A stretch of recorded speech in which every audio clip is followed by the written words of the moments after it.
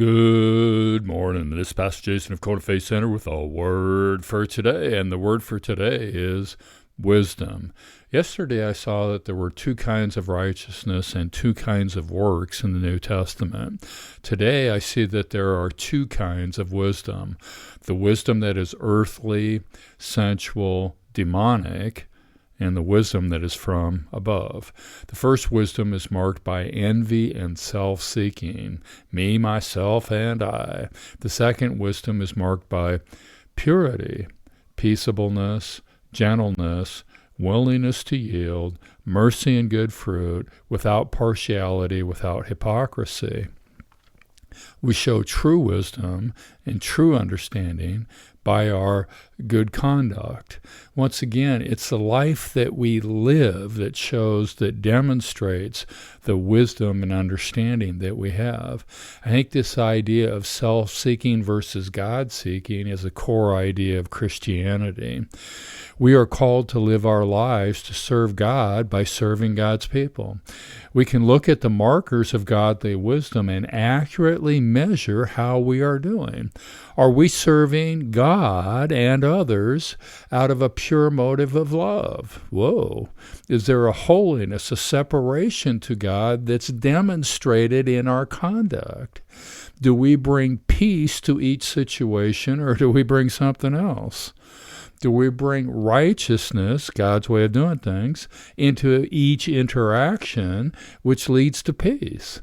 Do we demonstrate gentleness, which means that we respond in obedience to God without debate, without delay, without resistance? Do we demonstrate this gentleness in ways that others perceive? Here's the big one for me. Am I willing to yield? First of all, yield to the Holy Spirit, especially when I don't want to. And second of all, yield to others in our interactions. What I mean by this is I don't have to have the last answer. Oh, I don't have to have my way. Woo. I don't have to insist on what I think is right and what's wrong. I can acknowledge what others think, what others say, what others do without being in agreement with them.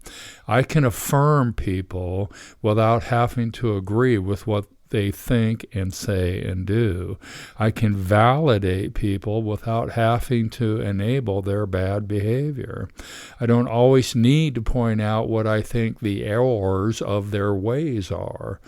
To me, this takes true wisdom.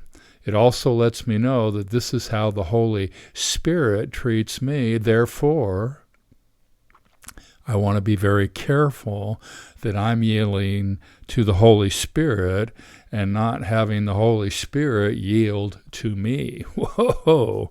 Is my conduct marked by mercy and good fruit? Jesus said wisdom is known by its children. In other words, wisdom is known by what it produces. Once again, there's this idea that what we do matters. Are we extending mercy, which means forgiveness to people that don't deserve it? Are we being good to people regardless of who they are? Wow. This is what we do, shows that the kind of wisdom that we're operating from. And the last two markers are really tough ones. No partiality, no hypocrisy. I think it's human nature to be partial. I think we like some people and don't like others. I think we're attracted to some people and we're repelled by others. Showing no partiality definitely requires the empowerment of the Holy Spirit. Hypocrisy, doing something different than what you say, than what you know is to be right.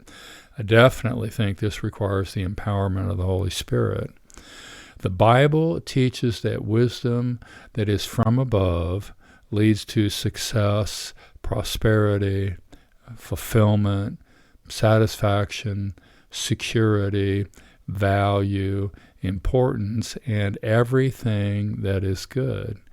Be aware that there are two different kinds of wisdoms, and that a simple differentiator is whether the motive is self-seeking or God-seeking. Be wise today. Operate from the wisdom that is from above. The word for today is wisdom. God bless. Check in tomorrow.